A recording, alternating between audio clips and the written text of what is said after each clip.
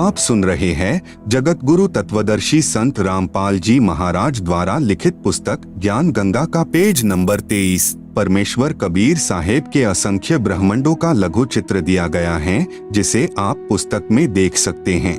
आप सुन रहे हैं जगत गुरु तत्वदर्शी संत रामपाल जी महाराज द्वारा लिखित पुस्तक ज्ञान गंगा का पेज नंबर 24। जैसे गृह मंत्रालय के दस्तावेजों पर हस्ताक्षर करेंगे तो अपने को गृह मंत्री लिखेंगे, वहाँ उसी व्यक्ति के हस्ताक्षर की शक्ति कम होती है। इसी प्रकार कबीर परमेश्वर यानी कबीरदेव की रोशनी में अंतर भिन्न भिन्न लोकों में होता जाता है। ठीक इसी प्रकार पूर्ण परमात्मा कबीरदेव यानी कबीर परमेश्वर ने नीचे के 3 और लोकों यानी अगम लोक, अलख लोक, सतलोक की रचना शब्द यानी वचन से की। यही पूर्ण ब्रह्म परमात्मा कबीरदेव यानी कबीर परमेश्वर ही अगम लोक में प्रकट हुआ तथा कबीरदेव यानी कबीर परमेश्वर अगम लोक का भी स्वामी है तथा वहाँ इनका उपमात्मक यानी पदवी का नाम अगम पुरुष अर्थात अगम प्रभु है। इसी अगम प्रभु का मानव सदृश शरीर बहुत तेजोमय है, जिसके एक रोम यानी शरीर के एक बाल की रोशनी खरब सूर्य की रोशनी से भी अधिक है। यह पूर्ण परमात्मा कबीरदेव यानी कबीर परमेश्वर अलख लोक में प्रकट हुआ तथा स्वयं ही अलख लोक का भी स्वामी है तथा उपमात्मक यानी पदवी का नाम अलख पुरुष भी इसी परमेश्वर का है तथा इस पूर्ण प्रभु का मानव सदृश शरीर तेजोमय स्वर ज्योति यानी स्वयं प्रकाशित है। एक रोम यानी शरीर के एक बाल की रोशनी अरब सूर्यों के प्रकाश से भी ज्यादा है। यही पूर्ण प्रभु सतलोक में प्रकट हुआ तथा सतलोक का भी अधिपति यही है, इसलिए इसी का उपमात्मक यानी पदवी का नाम सतपुरुष यानी अविनाशी प्रभु है। इसी का नाम अकाल मूर्ति, शब्द स्वरूपी राम, पूर्ण ब्रह्म, परम अक्षर ब्रह्म आदि हैं। इसी सतपुरुष कबीरदेव यानी कबीर प्रभु का मानव सदृश शरीर तेजोमय है, जिसके एक रोम यानी शरीर के बाल का प्रकाश करोड़ सूर्यों तथा इतने ही चंद्रमाओं के प्रकाश से भी अधिक है। इस कबीरदेव यानी कबीर प्रभु ने सतपुरुष रूप में प्रकट होकर सतलोक में विराजमान होकर प्रथम सतलोक में अन्य रचना की। एक शब्द यानी वचन से 16 द्वीपों की रचना की, फिर 16 शब्दों से 16 पुत्रों की उत्पत्ति की। एक मानसरोवर की रचना की जिसमें अमृत भरा। 16 पुत्रों के नाम हैं नंबर 1 कूर्म, नंबर 2 ज्ञानी, नंबर 3 विवेक, नंबर 4 तेज, नंबर 5 सहज, नंबर 6 संतोष, नंबर 7 सुरती, नंबर 8 आनंद, नंबर 9 क्षमा, नंबर 10 निष्काम, नंबर 11 जलरंगी, नंबर 12 अचिंत, नंबर 13 प्रेम, नंबर 14 दयाल, नंबर 15 धैर्य, नंबर 16 योग संतायन अर्थात योगजीत। सतपुरुष कबीरदेव ने अपने पुत्र अचिंत को सत्यलोक की अन्य रचना का भार सौंपा तथा शक्ति प्रदान की। अचिंत ने अक्षर पुरुष यानी परब्रह्म की शब्द से उत्पत्ति की तथा कहा कि मेरी मदद करना। अक्षर पुरुष स्नान करने मानसरोवर पर गया, वहाँ आनंद आया तथा सो गया, लंबे समय तक बाहर नहीं आया। आप सुन रहे हैं जगत गुरु तत्वदर्शी संत रामपाल जी महाराज द्वारा लिखित पुस्तक ज्ञान गंगा का पेज नंबर 25। तब अचिंत की प्रार्थना पर अक्षर पुरुष को नींद से जगाने के लिए कबीरदेव यानी कबीर परमेश्वर ने उसी मानसरोवर से कुछ अमृत जल लेकर एक अंडा बनाया तथा उस अंडे में एक आत्मा प्रवेश की तथा अंडे को मानसरोवर के अमृत जल में छोड़ा। अंडे की गड़गड़ाहट से अक्षर पुरुष की निंद्रा भंग हुई। उसने अंडे को क्रोध से देखा, जिस कारण से अंडे के 2 भाग हो गए। उसमें से ज्योति निरंजन यानी शर पुरुष निकला, जो आगे चलकर काल कहलाया। इसका वास्तविक नाम कैल है। तब सतपुरुष यानी कबीरदेव ने आकाशवाणी की कि आप दोनों बाहर आओ तथा अचिंत के द्वीप में रहो। आज्ञा पाकर अक्षर पुरुष तथा अक्षर पुरुष यानी कैल दोनों अचिंत के द्वीप में रहने लगे। बच्चों की नालायकी उन्हीं को दिखाई कि कहीं फिर प्रभुता की तरफ न बन जाए, क्योंकि समर्थ बिन कार्य सफल नहीं होता। फिर पूर्ण धनी कबीरदेव ने सर्व रचना स्वयं की।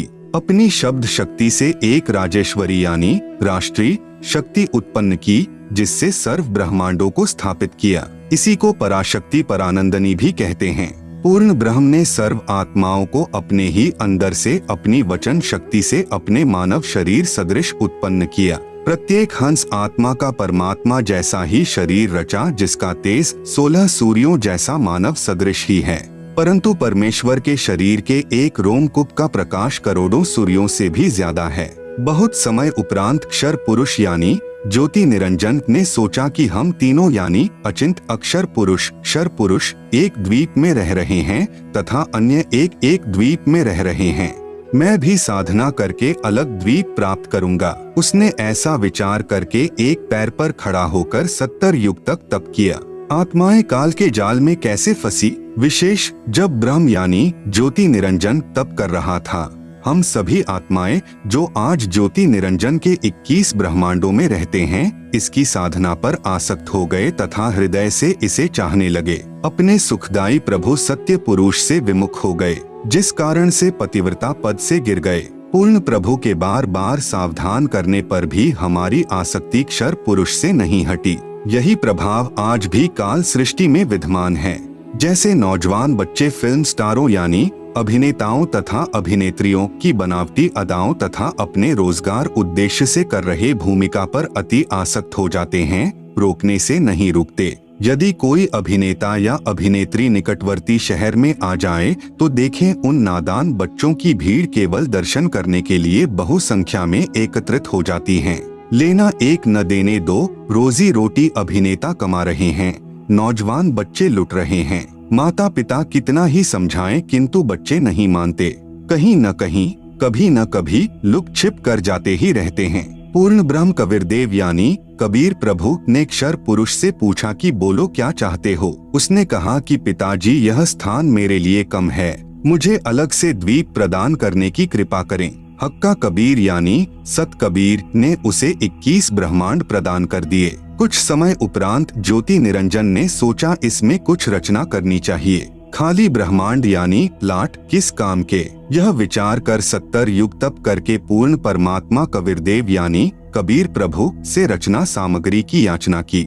सतपुरुष ने उसे 3 गुण तथा 5 तत्व प्रदान कर दिए, जिससे ब्रह्म यानी ज्योति निरंजन ने अपने ब्रह्मांडों में कुछ रचना की।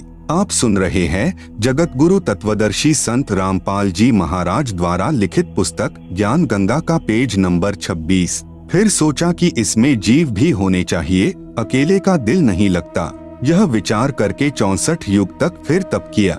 पूर्ण परमात्मा कबीर देव के पूछने पर बताया कि मुझे कुछ आत्मा दे दो, मेरा अकेले का दिल नहीं लग रहा। तब सतपुरुष कबीर अग्नि यानी कबीर परमेश्वर ने कहा कि ब्रह्म, तेरे तप के प्रतिफल में मैं तुझे और ब्रह्मांड दे सकता हूँ, परंतु मेरी आत्माओं को किसी भी जप तप साधना के फल रूप में नहीं दे सकता। हाँ, यदि कोई स्वेच्छा से तेरे साथ जाना चाहे तो वह जा सकता है। युवा कबीर यानी समर्थ कबीर के वचन सुनकर ज्योति निरंजन हमारे पास आया। हम सभी हंस आत्मा पहले से ही उस पर आसक्त थे। हम उसे चारों तरफ से घेर कर खड़े हो गए। ज्योति निरंजन ने कहा कि मैंने पिताजी से अलग 21 ब्रह्मांड प्राप्त किए हैं, वहाँ नाना प्रकार के रमणीय स्थल बनाए हैं, क्या आप मेरे साथ चलोगे? हम सभी हंसों ने जो आज 21 ब्रह्मांडों में परेशान हैं, कहा कि हम तैयार हैं, यदि पिताजी आज्ञा दें। तब क्षर पुरुष पूर्ण ब्रह्म महान कबीर यानी समर्थ कबीर प्रभु के पास गया तथा सर्व वार्ता कही। तब कबीर अग्नि यानी कबीर परमेश्वर ने कहा कि मेरे सामने स्वीकृति देने वाले को आज्ञा दूंगा। क्षर पुरुष तथा परम अक्षर पुरुष यानी कबीर मितौजा यानी कबीर अमित औजा यानी जिसकी शक्ति का कोई वार नहीं, वह कबीर दोनों हम सभी हंसात्माओं के पास आए। सत कबीर देव ने कहा कि जो हंस आत्मा ब्रह्म के साथ जाना चाहता है, हाथ ऊपर करके स्वीकृति दे। अपने पिता के सामने किसी की हिम्मत नहीं हुई, किसी ने स्वीकृति नहीं दी। बहुत समय तक सन्नाटा छाया रहा। तत्पश्चात एक हंस आत्मा ने साहस किया तथा कहा कि पिताजी, मैं जाना चाहता हूँ। फिर तो उसकी देखा देखी जो आज काल यानी ब्रह्म के 21 ब्रह्मांडों में फंसी हैं, हम सभी आत्माओं ने स्वीकृति दे दी। परमेश्वर कबीर जी ने ज्योति निरंजन से कहा कि आप अपने स्थान पर जाओ। जिन्होंने तेरे साथ जाने की स्वीकृति दी है, मैं उन सर्वहंस आत्माओं को आपके पास भेज दूंगा। ज्योति निरंजन अपने 21 ब्रह्मांडों में चला गया। उस समय तक यह 21 ब्रह्मांड सतलोक में ही थे। तत्पश्चात पूर्ण ब्रह्म ने सर्वप्रथम स्वीकृति देने वाले हंस को लड़की का रूप दिया, परंतु स्त्री इंद्री नहीं रची तथा सर्व आत्माओं को जिन्होंने ज्योति निरंजन यानी ब्रह्म के साथ जाने की सहमति दी थी, उस लड़की के शरीर में प्रवेश कर दिया तथा उसका नाम आष्ट्रा यानी आदि माया प्रकृति देवी दुर्गा पड़ा तथा सत्य पुरुष ने कहा कि पुत्री मैंने तेरे को शब्द शक्ति प्रदान कर दी है, जितने जीव ब्रह्म कहे आप उत्पन्न कर देना। पूर्ण ब्रह्म कबीरदेव यानी कबीर साहेब अपने पुत्र सहज दास के द्वारा प्रकृति को क्षर पुरुष के पास भिजवा दिया। सहज दास जी ने ज्योति निरंजन को बताया कि पिताजी ने इस बहन के शरीर में उन सर्व आत्माओं को प्रवेश कर दिया है जिन्होंने आपके साथ जाने की सहमति व्यक्त की थी तथा इसको पिताजी ने वचन शक्ति प्रदान की है। आप जितने जीव चाहोगे प्रकृति अपने शब्द से उत्पन्न कर देगी। यह कहकर सहजदास वापस अपने द्वीप में आ गया। युवा होने के कारण लड़की का रंगरूप निखरा हुआ था। ब्रह्म के अंदर विषय वासना उत्पन्न हो गई तथा प्रकृति देवी के साथ अभद्र गति विधि प्रारंभ की। आप सुन रहे हैं जगत गुरु तत्वदर्शी संत रामपाल जी महाराज द्वारा लिखित पुस्तक ज्ञान गंगा का पेज नंबर 27। तब दुर्गा ने कहा कि ज्योति निरंजन मेरे पास पिताजी की प्रदान की हुई शब्द शक्ति है। आप जितने प्राणी कहोगे मैं वचन से उत्पन्न कर दूंगी। आप मैथुन परंपरा शुरू मत करो। आप भी उसी पिता के शब्द से अंडे से उत्पन्न हुए हो तथा मैं भी उसी परमपिता के वचन से ही बाद में उत्पन्न हुई हूँ। आप मेरे बड़े भाई हो। बहन भाई का यह योग महापाप का कारण बनेगा। परंतु ज्योति निरंजन ने प्रकृति देवी की एक भी प्रार्थना नहीं सुनी तथा अपनी शब्द शक्ति द्वारा नाखूनों से स्त्री इंद्री यानी भग प्रकृति को लगा दी तथा बलात्कार करने की ठानी। उसी समय दुर्गा ने अपनी इज्जत रक्षा के लिए कोई और चारा न देख सूक्ष्म रूप बनाया तथा ज्योति निरंजन के खुले मुख के द्वारा पेट में प्रवेश करके पूर्ण ब्रह्म कबीरदेव से अपनी रक्षा के लिए याचना की। उसी समय कबीरदेव यानी कबीरदेव अपने पुत्र योग संतायन अर्थात जोगजीत का रूप बनाकर वहां प्रकट हुए तथा कन्या को ब्रह्म के उदर से बाहर निकाला तथा कहा कि ज्योति निरंजन आज से तेरा नाम काल होगा। तेरे जन्म मृत्यु होते रहेंगे, इसीलिए तेरा नाम क्षर पुरुष होगा तथा 1 लाख मानव शरीरधारी प्राणियों को प्रतिदिन खाया करेगा व 1.25 लाख उत्पन्न किया करेगा। आप दोनों को 21 ब्रह्मांड सहित निष्कासित किया जाता है। इतना कहते ही 21 ब्रह्मांड विमान की तरह चल पड़े। सहज दास के द्वीप के पास से होते हुए सतलोक से 16 शंख कोस यानी 1 कोस लगभग 3 किलोमीटर का होता है की दूरी पर आकर रुक गए। विशेष विवरण अब तक 3 शक्तियों का विवरण आया है। नंबर 1 पूर्ण ब्रह्म जिसे अन्य उपमात्मक नामों से भी जाना जाता है जैसे सतपुरुष अकाल पुरुष शब्द स्वरूपी राम परम अक्षर ब्रह्म पुरुष आदि। यह पूर्ण ब्रह्म असंख्य ब्रह्मांडों का स्वामी है तथा वास्तव में अविनाशी है। नंबर 2 परब्रह्म जिसे अक्षर पुरुष भी कहा जाता है। यह वास्तव में अविनाशी नहीं है। यह 7 शंख ब्रह्मांडों का स्वामी है। नंबर 3 ब्रह्म जिसे ज्योति निरंजन काल कैल शर पुरुष तथा धर्मराय आदि नामों से जाना जाता है जो केवल 21 ब्रह्मांड का स्वामी है। अब आगे इसी ब्रह्म यानी काल की सृष्टि के एक ब्रह्मांड का परिचय दिया जाएगा जिसमें 3 और नाम आपके पढ़ने में आएंगे, ब्रह्मा विष्णु तथा शिव। जगत गुरु तत्वदर्शी संत रामपाल जी महाराज द्वारा लिखित पुस्तक ज्ञान गंगा का पेज नंबर 28 पर एक ब्रह्मांड का लघु चित्र दिया गया है जिसे आप पुस्तक में देख सकते हैं। आप सुन रहे हैं जगत गुरु तत्वदर्शी संत रामपाल जी महाराज द्वारा लिखित पुस्तक ज्ञान गंगा का पेज नंबर 29। ब्रह्म तथा ब्रह्मा में भेद। एक ब्रह्मांड में बने सर्वोपरि स्थान पर ब्रह्म यानी क्षर पुरुष स्वयं 3 गुप्त स्थानों की रचना करके ब्रह्मा विष्णु तथा शिव रूप में रहता है तथा अपनी पत्नी प्रकृति यानी दुर्गा के सहयोग से 3 पुत्रों की उत्पत्ति करता है।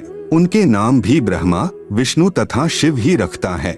जो ब्रह्म का पुत्र ब्रह्मा है वह एक ब्रह्मांड में केवल 3 लोकों यानी पृथ्वी लोक स्वर्ग लोक तथा पाताल लोक में एक रजोगुण विभाग का मंत्री यानी स्वामी है। इसे त्रिलोकीय ब्रह्मा कहा है तथा ब्रह्म जो ब्रह्मलोक में ब्रह्मा रूप में रहता है उसे महाब्रह्मा व ब्रह्मलोकीय ब्रह्मा कहा है। इसी ब्रह्म यानी काल को सदाशिव महाशिव महाविष्णु भी कहा है। श्री विष्णु पुराण में प्रमाण चतुर्थ अंश अध्याय 1 पृष्ठ 230-231 पर श्री ब्रह्मा जी ने कहा, जिस अजन्मा सर्वमय विधाता परमेश्वर का आदि मध्य अंत स्वरूप स्वभाव और सार हम नहीं जान पाते। श्लोक 83। जो मेरा रूप धारण कर संसार की रचना करता है, स्थिति के समय जो पुरुष रूप है तथा जो रुद्र रूप से विश्व का ग्रास कर जाता है, अनंत रूप से संपूर्ण जगत को धारण करता है। श्लोक 86। श्री ब्रह्मा जी, श्री विष्णु जी व श्री शिव जी की उत्पत्ति काल यानी ब्रह्म ने प्रकृति यानी दुर्गा से कहा कि अब मेरा कौन क्या बिगाड़ेगा, मनमानी करूंगा। प्रकृति ने फिर प्रार्थना की कि आप कुछ शर्म करो। प्रथम तो आप मेरे बड़े भाई हो, क्योंकि उसी पूर्ण परमात्मा यानी कबीरदेव की वचन शक्ति से आपकी यानी ब्रह्म की अंडे से उत्पत्ति हुई तथा बाद में मेरी उत्पत्ति उसी परमेश्वर के वचन से हुई है।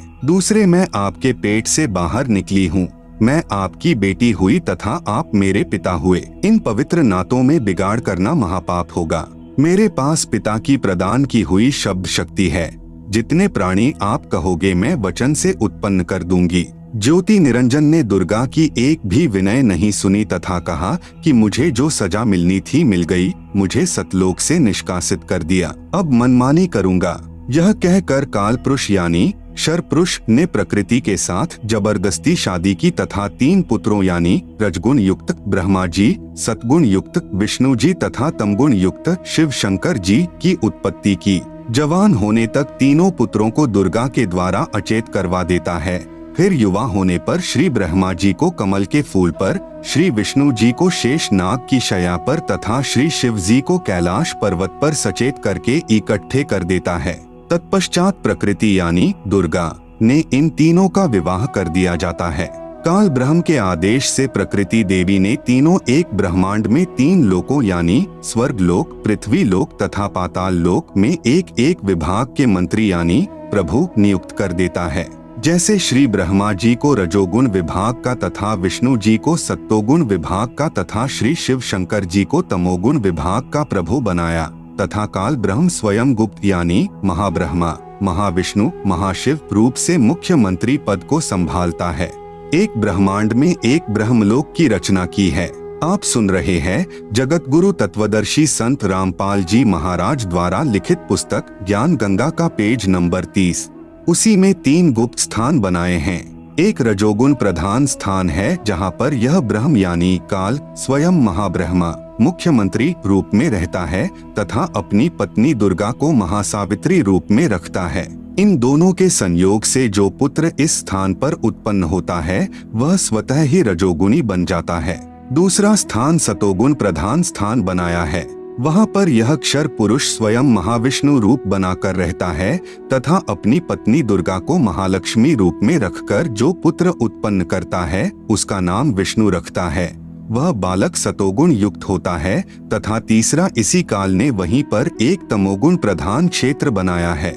उसमें यह स्वयं सदाशिव रूप बनाकर रहता है तथा अपनी पत्नी दुर्गा को महापार्वती रूप में रखता है। इन दोनों के पति पत्नी व्यवहार से जो पुत्र उत्पन्न होता है उसका नाम शिव रख देते हैं तथा तमोगुण युक्त कर देते हैं। प्रमाण के लिए देखें पवित्र श्री शिव महापुराण विधवेश्वर संहिता पृष्ठ 24-26 जिसमें ब्रह्मा, विष्णु, रुद्र तथा महेश्वर से अन्य सदाशिव है तथा रुद्र संहिता अध्याय 6 तथा 7-9 पृष्ठ नंबर 100 से 105 तथा 110 पर अनुवाद करता श्री हनुमान प्रसाद पोद्दार गीता प्रेस गोरखपुर से प्रकाशित तथा पवित्र श्रीमद् देवी महापुराण तीसरा स्कंद अध्याय 1 से 5 पृष्ठ नंबर 114 से 123 तक गीता प्रेस गोरखपुर से प्रकाशित। अनुवादक श्री हनुमान प्रसाद पोद्दार चिमन लाल गोस्वामी। फिर इन्हीं को धोखे में रखकर अपने खाने के लिए जीवों की उत्पत्ति श्री ब्रह्मा जी द्वारा तथा स्थिति एक दूसरे को मोह ममता में रखकर काल जाल में रखना श्री विष्णु जी से तथा सहार, क्योंकि काल पुरुष को शापवश 1 लाख मानव शरीर धारी प्राणियों के सूक्ष्म शरीर से मैल निकाल कर खाना होता है। उसके लिए 21वें ब्रह्मांड में एक तप्तशिला है जो स्वतः गर्म रहती है। उस पर गर्म करके मैल पिघला कर खाता है।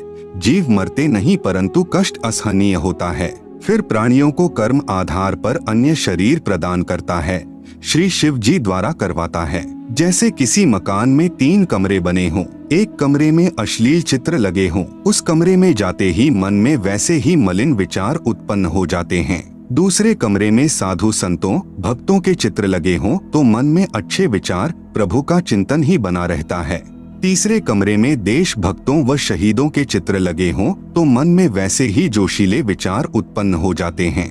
ठीक इसी प्रकार ब्रह्म यानी काल ने अपनी सूझबूझ से उपरोक्त तीनों गुण प्रधान स्थानों की रचना की हुई है। तीनों गुण क्या हैं? प्रमाण सहित तीनों गुण रजगुण ब्रह्मा जी, सतगुण विष्णु जी, तमगुण शिव जी हैं। ब्रह्म यानी काल तथा प्रकृति यानी दुर्गा से उत्पन्न हुए हैं तथा तीनों नाशवान हैं।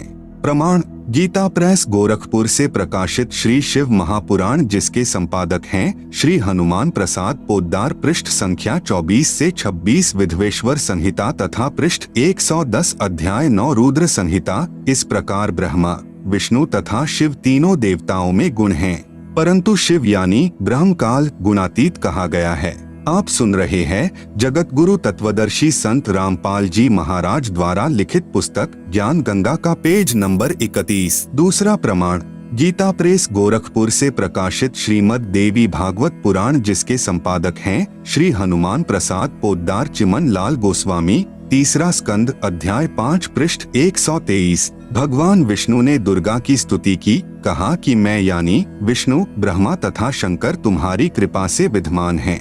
हमारा तो आविर्भाव यानी जन्म तथा तिरोभाव यानी मृत्यु होती है। हम नित्य यानी अविनाशी नहीं हैं। तुम ही नित्य हो, जगत जननी हो, प्रकृति और सनातनी देवी हो। भगवान शंकर ने कहा, यदि भगवान ब्रह्मा तथा भगवान विष्णु तुम ही से उत्पन्न हुए हैं तो उनके बाद उत्पन्न होने वाला मैं तमोगुणी लीला करने वाला शंकर क्या तुम्हारी संतान नहीं हुआ? अर्थात मुझे भी उत्पन्न करने वाली तुम ही हो। इस संसार की सृष्टि स्थिति संहार में तुम्हारे गुण सदा सर्वदा हैं। इन्हीं तीनों गुणों से उत्पन्न हम ब्रह्मा विष्णु तथा शंकर नियमानुसार कार्य में तत्पर रहते हैं।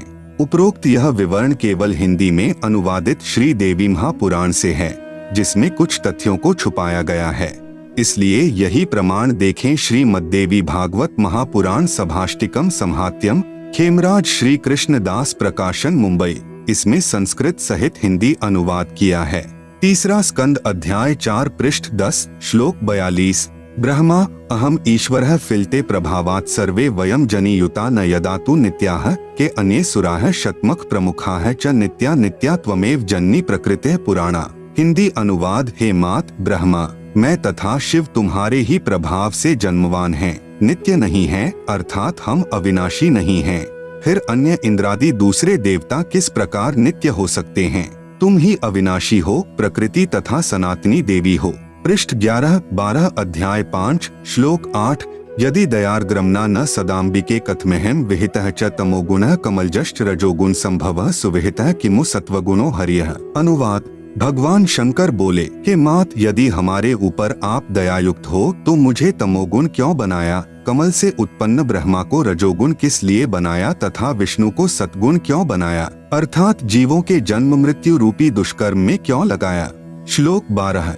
रमे से स्वप्तिम पुरुषम सदा तव गतिम न ही वह विद्म शिवे। हिंदी अपने पति पुरुष अर्थात काल भगवान के साथ सदा भोग विलास करती रहती हो, आपकी गति कोई नहीं जानता। निष्कर्ष उपरोक्त प्रमाणों से प्रमाणित हुआ कि रजगुण ब्रह्मा, सतगुण विष्णु तथा तमगुण शिव है। ये तीनों नाशवान है। दुर्गा का पति ब्रह्म यानी काल है, यह उसके साथ भोग विलास करता है। यह भी सिद्ध हुआ कि दुर्गा तथा ब्रह्म यानी काल भी साकार हैं। ब्रह्म यानी काल की अव्यक्त रहने की प्रतिज्ञा। सूक्ष्म वेद से शेष सृष्टि रचना। तीनों पुत्रों की उत्पत्ति के पश्चात ब्रह्म ने अपनी पत्नी दुर्गा यानी प्रकृति से कहा, मैं प्रतिज्ञा करता हूँ कि भविष्य में मैं किसी को अपने वास्तविक रूप में दर्शन नहीं दूंगा। आप सुन रहे हैं जगत गुरु तत्वदर्शी संत रामपाल जी महाराज द्वारा लिखित पुस्तक ज्ञान गंगा का पेज नंबर 32। जिस कारण से मैं अव्यक्त माना जाऊंगा। दुर्गा से कहा कि आप मेरा भेद किसी को मत देना, मैं गुप्त रहूंगा। दुर्गा ने पूछा कि क्या आप अपने पुत्रों को भी दर्शन नहीं दोगे? ब्रह्म ने कहा, मैं अपने पुत्रों को तथा अन्य को किसी भी साधना से दर्शन नहीं दूंगा। यह मेरा अटल नियम रहेगा। दुर्गा ने कहा, यह तो आपका उत्तम नियम नहीं है जो आप अपनी संतान से भी छुपे रहोगे। तब काल ने कहा, दुर्गा मेरी विवशता है, मुझे 1,00,000 मानव शरीरधारी प्राणियों का आहार करने का श्राप लगा है। यदि मेरे पुत्रों यानी ब्रह्मा, विष्णु, महेश को पता लग गया तो ये उत्पत्ति, स्थिति तथा संहार का कार्य नहीं करेंगे। इसलिए यह मेरा अनुत्तम नियम सदा रहेगा। जब ये तीनों कुछ बड़े हो जाएं तो इन्हें अचेत कर देना, मेरे विषय में नहीं बताना, नहीं तो मैं तुझे भी दंड दूंगा। दुर्गा इस डर के मारे वास्तविकता नहीं बताती। प्रमाण, इसीलिए गीता अध्याय 7 श्लोक 24 में कहा है कि यह बुद्धिहीन जन समुदाय मेरे अनुत्तम नियम से अपरिचित हैं कि मैं कभी भी किसी के सामने प्रकट नहीं होता, अपनी योग माया से छुपा रहता हूँ। इसलिए मुझ अव्यक्त को मनुष्य रूप में आया हुआ अर्थात कृष्ण मानते हैं।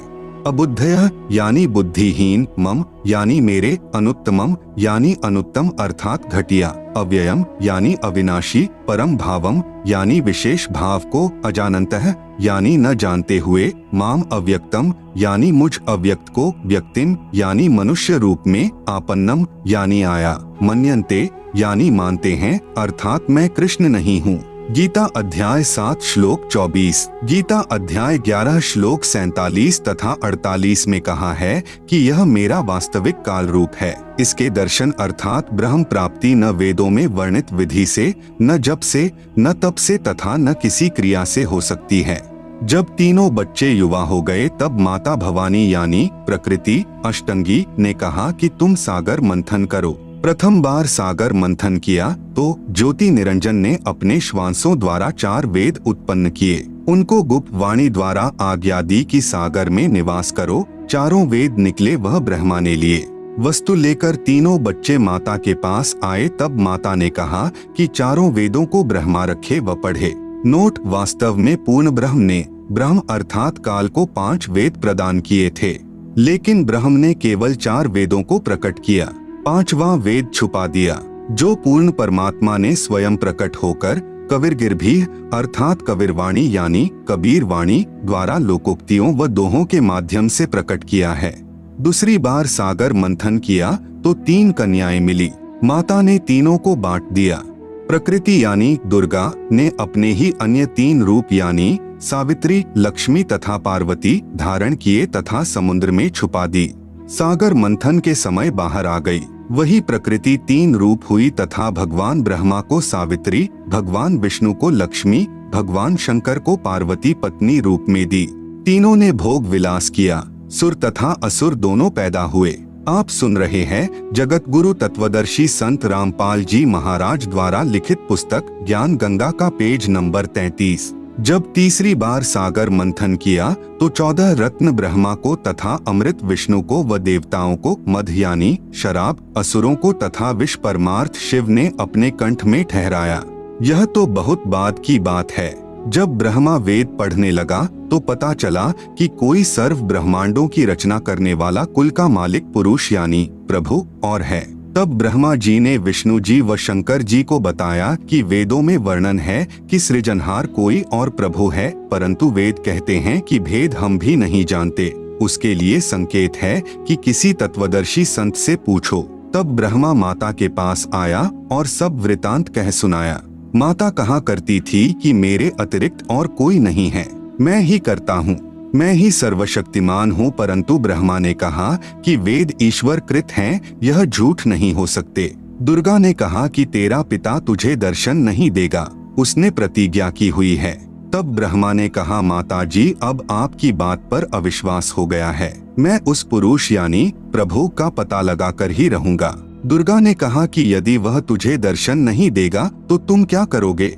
ब्रह्मा ने कहा कि मैं आपको शक्ल नहीं दिखाऊंगा। दूसरी तरफ ज्योति निरंजन ने कसम खाई है कि मैं अव्यक्त रहूंगा, किसी को दर्शन नहीं दूंगा, अर्थात 21 ब्रह्मांड में कभी भी अपने वास्तविक काल रूप में आकार में नहीं आऊंगा। गीता अध्याय नंबर 7 का श्लोक नंबर 24।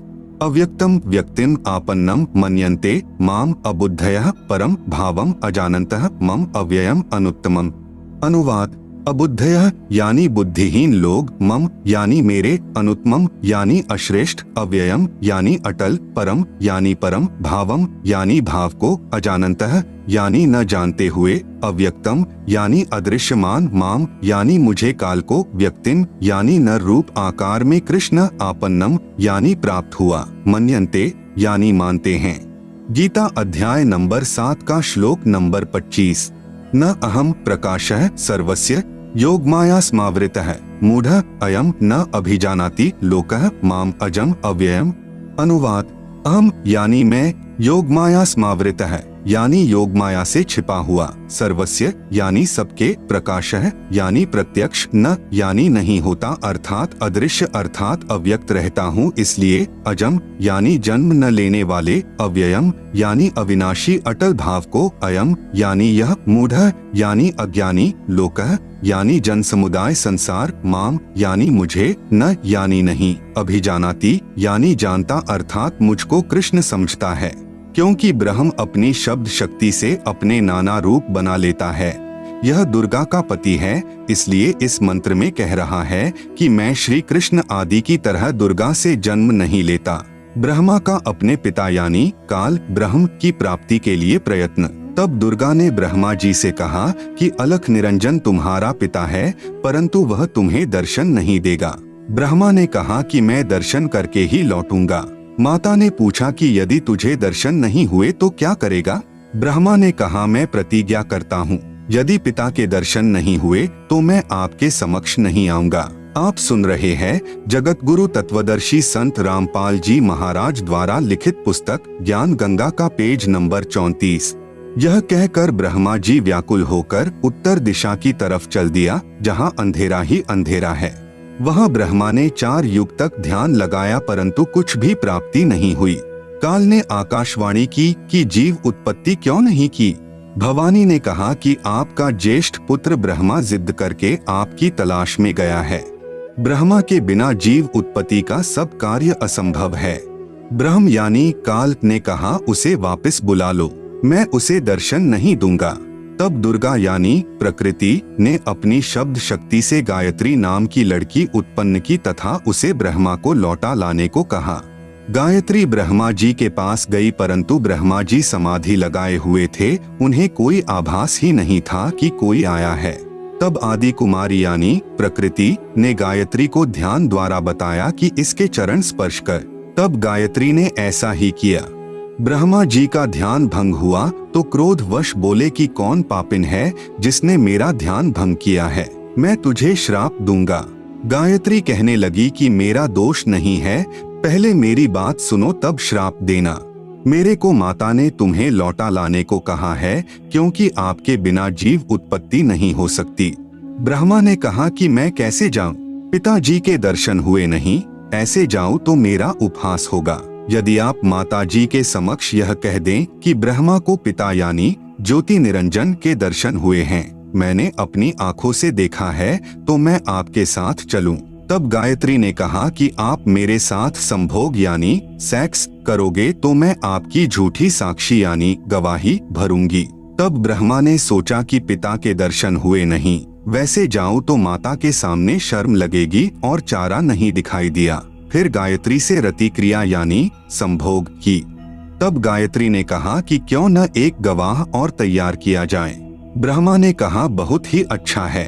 तब गायत्री ने शब्द शक्ति से एक लड़की यानी पुहपवती नाम की पैदा की तथा उससे दोनों ने कहा कि आप गवाही देना कि ब्रह्मा ने पिता के दर्शन किए हैं। तब पुहपवती ने कहा कि मैं क्यों झूठी गवाही दूं? हाँ, यदि ब्रह्मा मेरे से रति क्रिया यानी संभोग करे तो गवाही दे सकती हूँ। गायत्री ने ब्रह्मा को समझाया यानी उकसाया कि और कोई चारा नहीं है। तब ब्रह्मा ने पुहपवती से संभोग किया तो तीनों मिलकर आदि माया यानी प्रकृति के पास आए। दोनों देवियों ने उपरोक्त शर्त इसलिए रखी थी कि यदि ब्रह्मा माता के सामने हमारी झूठी गवाही को बता देगा तो माता हमें श्राप दे देगी, इसलिए उसे भी दोषी बना लिया। यहाँ महाराज गरीब दास जी कहते हैं कि दास गरीब यह चूक धुरों धुर। भावार्थ, इस काल यानी ब्रह्म के लोक में यह बुराई प्रारंभ से ही है तथा यहाँ काल के लोक में देवता भी बुराई से अछूते नहीं हैं।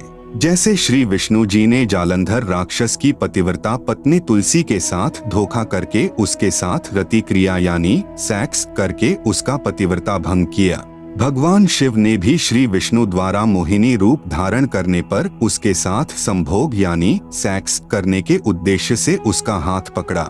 उसी कारण से श्री शिव का शुक्र यानी वीर्य स्खलित हो गया। श्री विष्णु जी अपने वास्तविक रूप में प्रकट हो गए। आप सुन रहे हैं जगत गुरु तत्वदर्शी संत रामपाल जी महाराज द्वारा लिखित पुस्तक ज्ञान गंगा का पेज नंबर 35। माता दुर्गा द्वारा ब्रह्मा को श्राप देना। ब्रह्मा ने वेदों में पढ़ा यजुर्वेद अध्याय 5 मंत्र 1 अग्नेह तनुह असि, जिसका अर्थ है परमेश्वर तेजोमय शरीर युक्त है। विष्णवे त्वा सोमस्य तनुह असि, अर्थ है सर्व का पालन करने के लिए उस अविनाशी परमात्मा का शरीर है। इसलिए ब्रह्मा ने उन दोनों स्त्रियों को समझा दिया था कि तुम कहना कि परमात्मा मानव सदृश तेजोमय शरीर युक्त है। तब माता ने ब्रह्मा से पूछा, क्या तुझे तेरे पिता के दर्शन हुए? ब्रह्मा ने कहा, हाँ मुझे पिता के दर्शन हुए हैं, वह मनुष्य सदृश तेजोमय शरीर युक्त है। दुर्गा ने कहा, साक्षी बता। तब ब्रह्मा ने कहा, इन दोनों के समक्ष साक्षात्कार हुआ है।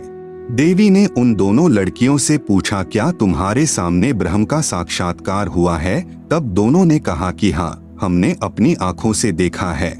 फिर भवानी यानी प्रकृति को संशय हुआ कि मुझे तो ब्रह्म ने कहा था कि मैं किसी को दर्शन नहीं दूंगा, परंतु ये कहते हैं कि दर्शन हुए हैं। तब अष्टंगी ने ध्यान लगाया और काल ज्योति निरंजन से पूछा कि यह क्या कहानी है। ज्योति निरंजन जी ने कहा कि ये तीनों झूठ बोल रहे हैं। तब माता ने कहा, तुम झूठ बोल रहे हो। आकाशवाणी हुई है कि इन्हें कोई दर्शन नहीं हुए। यह बात सुनकर ब्रह्मा ने कहा कि माता जी, मैं सौगंध खाकर पिता की तलाश करने गया था, परंतु पिता यानी ब्रह्म के दर्शन हुए नहीं। आपके पास आने में शर्म लग रही थी, इसलिए हमने झूठ बोल दिया। तब माता यानी दुर्गा ने कहा कि अब मैं तुम्हें श्राप देती हूँ। ब्रह्मा को श्राप, तेरी पूजा जग में नहीं होगी। आगे तेरे वंशज होंगे, वे बहुत पाखंड करेंगे, झूठी बात बनाकर जग को ठगेंगे।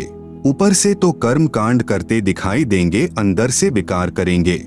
कथा पुराणों को पढ़कर सुनाया करेंगे, स्वयं को ज्ञान नहीं होगा कि सद्ग्रंथों में वास्तविकता क्या है। फिर भी मानवश तथा धन प्राप्ति के लिए गुरु बनकर अनुयायियों को लोकवेद यानी शास्त्र विरुद्ध दंत कथा सुनाया करेंगे। देवी देवों की पूजा करके तथा करवा के दूसरों की निंदा करके कष्ट पर कष्ट उठाएंगे। जो उनके अनुयायी होंगे उनको परमार्थ नहीं बताएंगे, दक्षिणा के लिए जगत को गुमराह करते रहेंगे। अपने आप को सबसे श्रेष्ठ मानेंगे, दूसरों को नीचा समझेंगे। जब माता के मुख से यह सुना तो ब्रह्मा मूर्छित होकर जमीन पर गिर गया। बहुत समय उपरांत होश में आया। गायत्री को श्राप, तेरे कई सांड पति होंगे, तू मृतलोक में गाय बनेगी। पुहपवती को श्राप, तेरी जगह गंदगी में होगी, तेरे फूलों को कोई पूजा में नहीं लाएगा। इस झूठी गवाही के कारण तुझे यह नरक भोगना होगा। तेरा नाम केवड़ा केतकी होगा। हरियाणा में कुसोंधी कहते हैं। यह गंदगी यानी कुर्डियों वाली जगह पर होती है।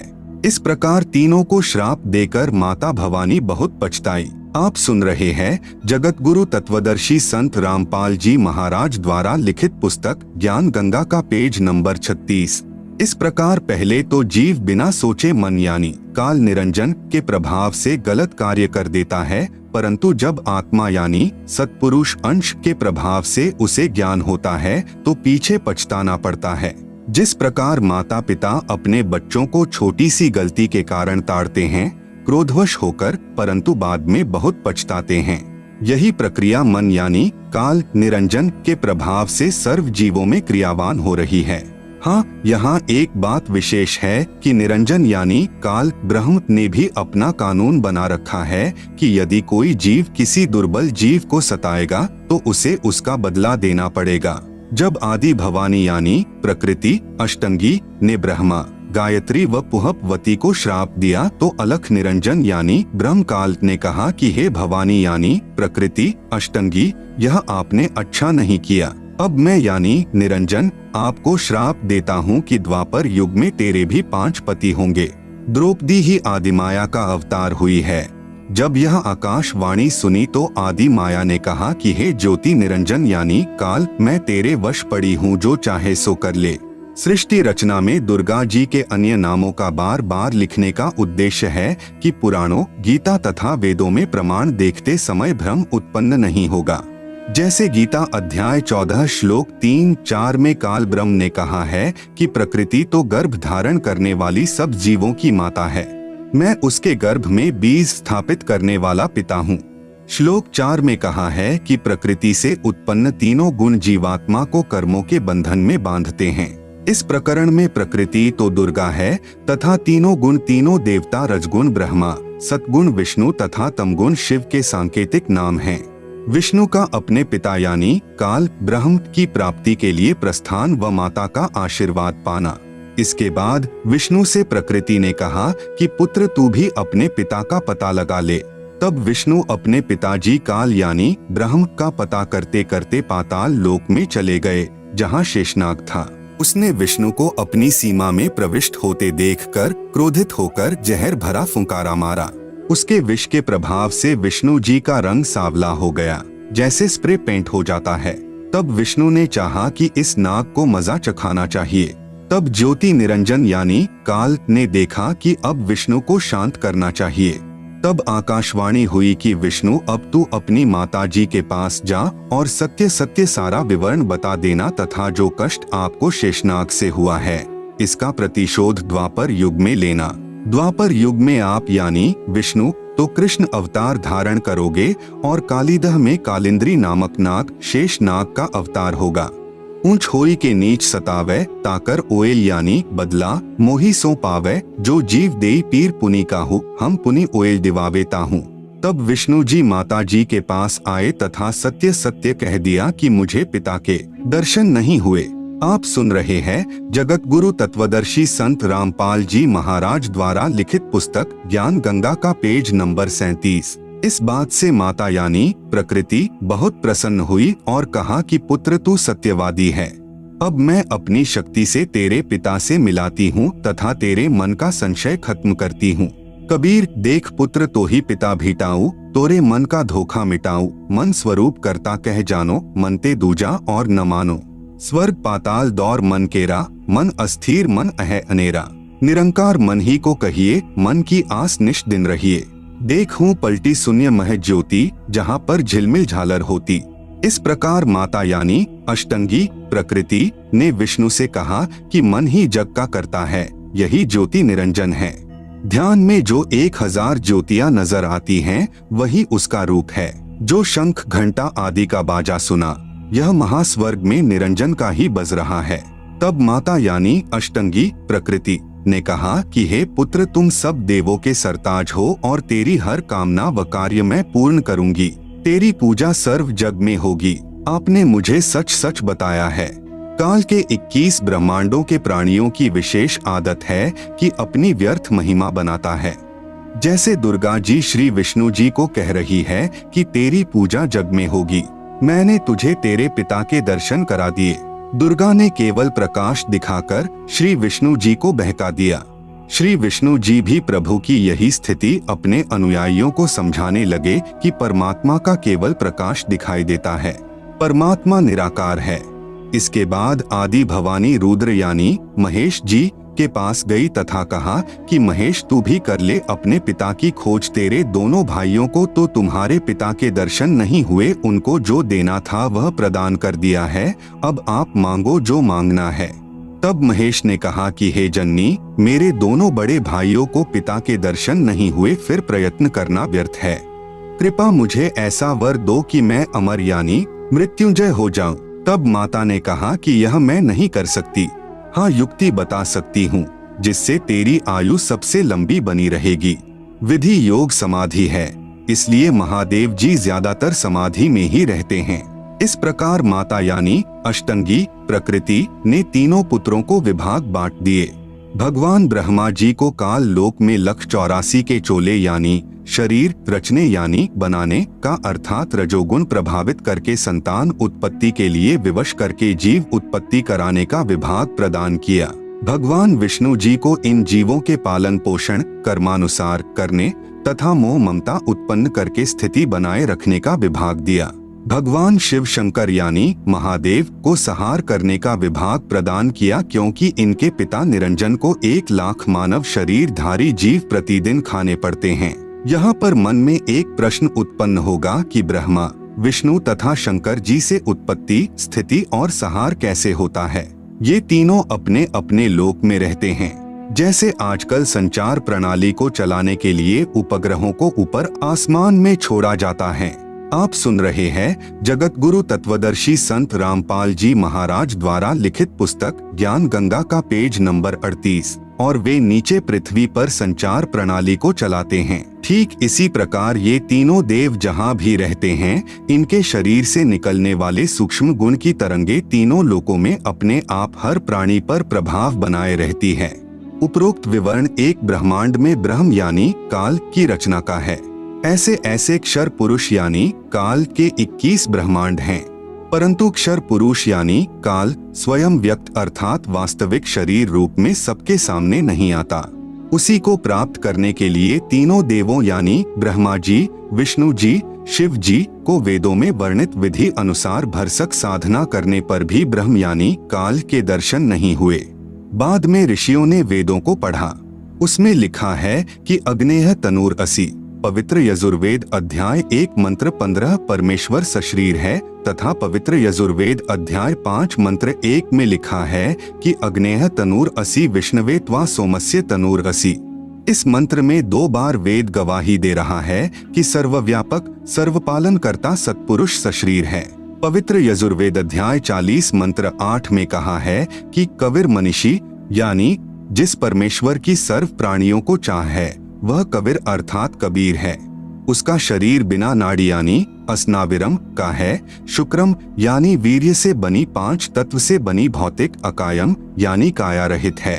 वह सर्व का मालिक सर्वोपरि सत्यलोक में विराजमान है। उस परमेश्वर का तेजपुंज का स्वर ज्योति यानी स्वयं प्रकाशित शरीर है, जो शब्द रूप अर्थात अविनाशी है।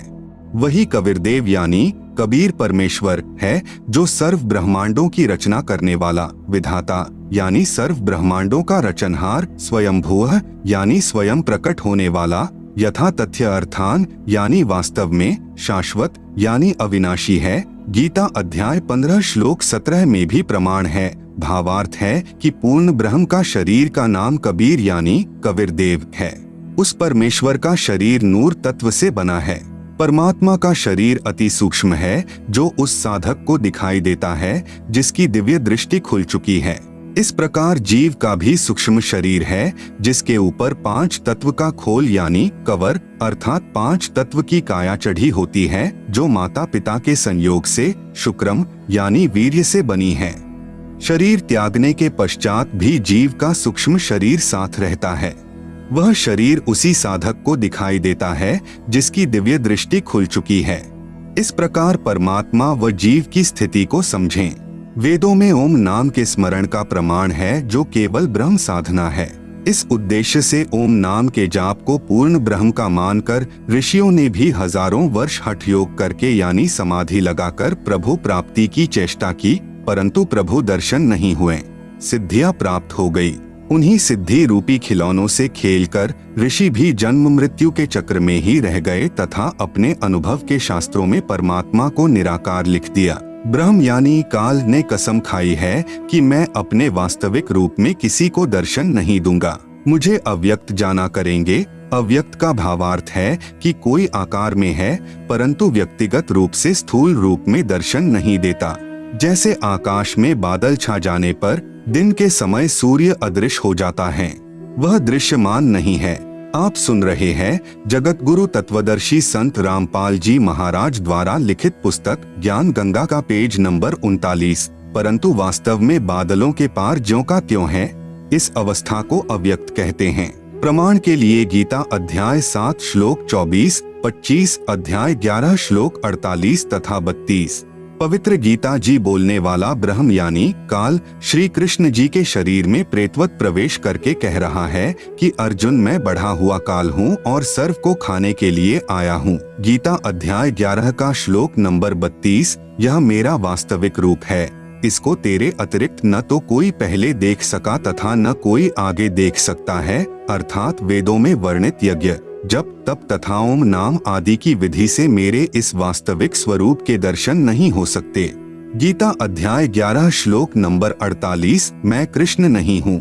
ये मूर्ख लोग कृष्ण रूप में मुझ अव्यक्त को व्यक्त यानी मनुष्य रूप मान रहे हैं, क्योंकि ये मेरे घटिया नियम से अपरिचित हैं कि मैं कभी वास्तविक इस काल रूप में सबके सामने नहीं आता, अपनी योग माया से छुपा रहता हूँ। गीता अध्याय 7 श्लोक नंबर 24-25। विचार करें, अपने छुपे रहने वाले विधान को स्वयं अश्रेष्ठ यानी अनुत्तम क्यों कह रहे हैं?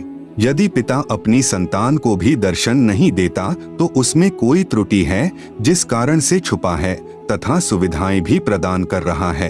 काल यानी ब्रह्म को श्रापवश 1 लाख मानव शरीरधारी प्राणियों का आहार करना पड़ता है तथा 25% प्रतिदिन जो ज्यादा उत्पन्न होते हैं उन्हें ठिकाने लगाने के लिए तथा कर्म भोग का दंड देने के लिए 84 लाख योनियों की रचना की हुई है।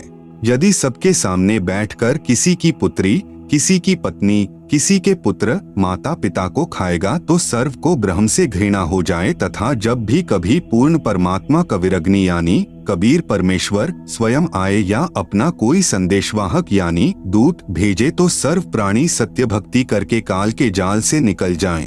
इसलिए धोखा देकर रखता है तथा पवित्र गीता अध्याय 7 श्लोक 18, 24, 25 में अपनी साधना से होने वाली मुक्ति यानी गति को भी अनुत्तमाम यानी अति अश्रेष्ठ कहा है तथा अपने विधान यानी नियम को भी अनुत्तम यानी अश्रेष्ठ कहा है।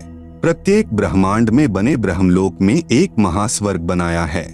महास्वर्ग में एक स्थान पर नकली सतलोक, नकली अलख लोक, नकली अगम लोक तथा नकली अनामी लोक की रचना प्राणियों को धोखा देने के लिए प्रकृति यानी दुर्गा आदि माया द्वारा करवा रखी है। कबीर साहेब का एक शब्द है, कर नैनो दीदार महल में प्यारा है, में वाणी है कि काया भेद किया निर्वारा, यह सब रचना पिंड मंझारा है। माया अविगत जाल पसारा, सो कारीगर भारा है। आदि माया किन्ही चतुराई, झूठी बाजी पिंड दिखाई, अविगत रचना रची अंड माही वाका प्रतिबिंब दारा है।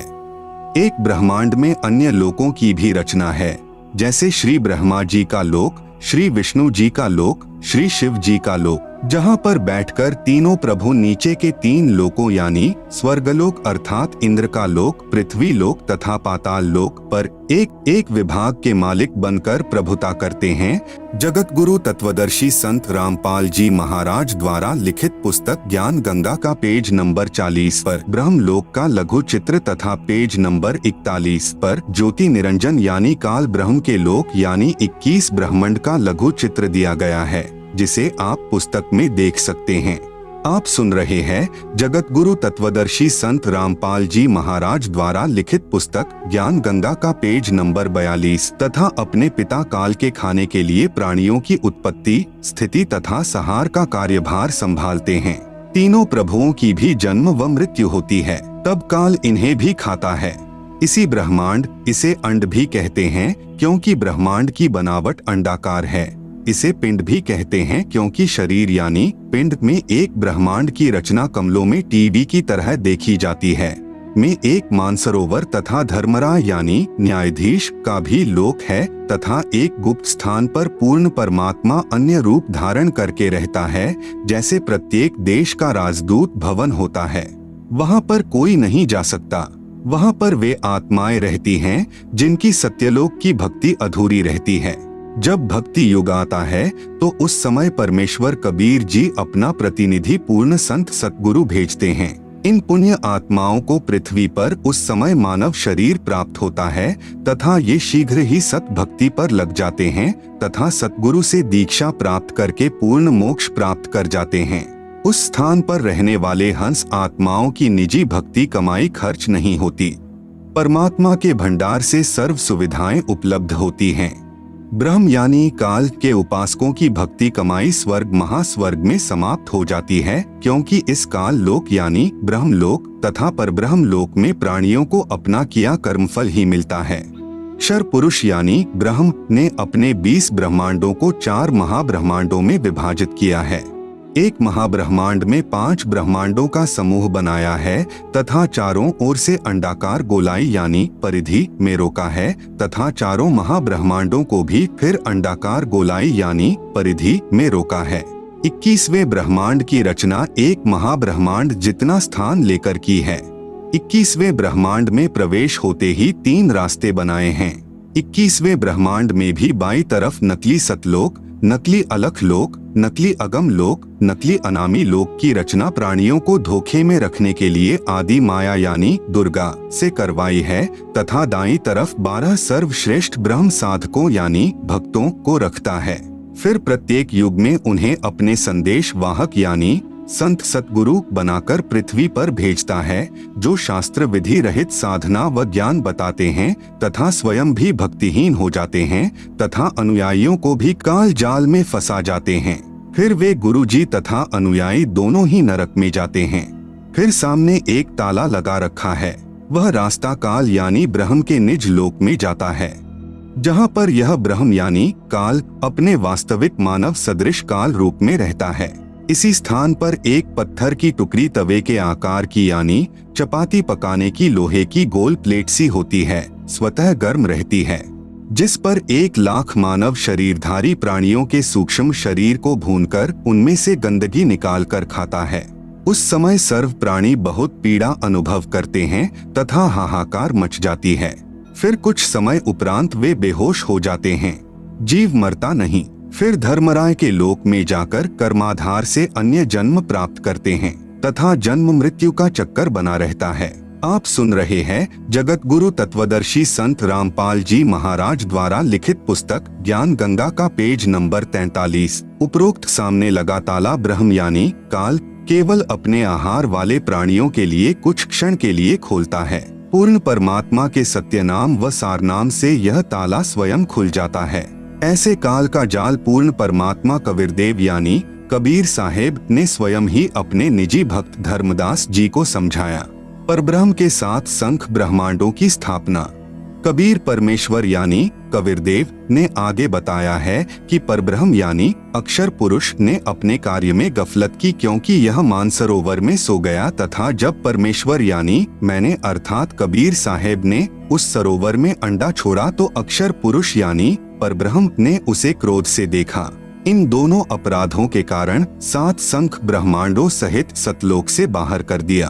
अन्य कारण अक्षर पुरुष यानी परब्रह्म अपने साथी ब्रह्म यानी शर पुरुष की विदाई में व्याकुल होकर परमपिता कबीरदेव यानी कबीर परमेश्वर की याद भूलकर उसी को याद करने लगा तथा सोचा कि क्षर पुरुष यानी ब्रह्म तो बहुत आनंद मना रहा होगा, वह स्वतंत्र राज्य करेगा, मैं पीछे रह गया। तथा अन्य कुछ आत्माएं जो परब्रह्म के साथ 7 संख ब्रह्मांडों में जन्म मृत्यु का कर्मदंड भोग रही हैं, उन हंस आत्माओं की विदाई की याद में खो गई जो ब्रह्म यानी काल के साथ 21 ब्रह्मांडों में फंसी हैं तथा पूर्ण परमात्मा सुखदाई कबीरदेव की याद भुला दी। परमेश्वर कबीरदेव के बार बार समझाने पर भी आस्था कम नहीं हुई।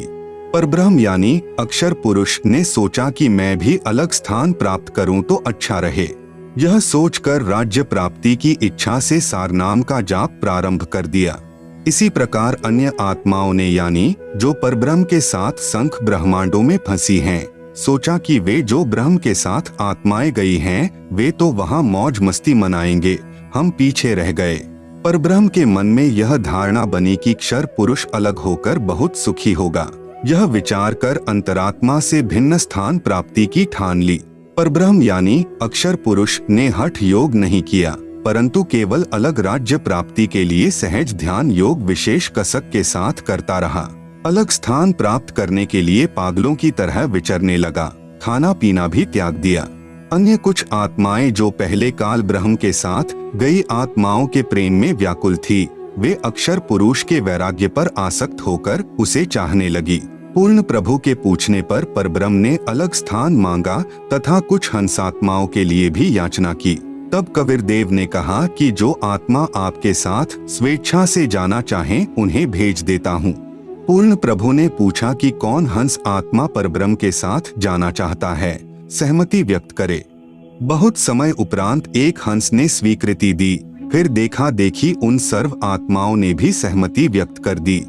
सर्वप्रथम स्वीकृति देने वाले हंस को स्त्री रूप बनाया, उसका नाम ईश्वरी माया यानी प्रकृति सुरती रखा तथा अन्य आत्माओं को उस ईश्वरी माया में प्रवेश करके अचिंत द्वारा अक्षर पुरुष यानी परब्रह्म के पास भेजा।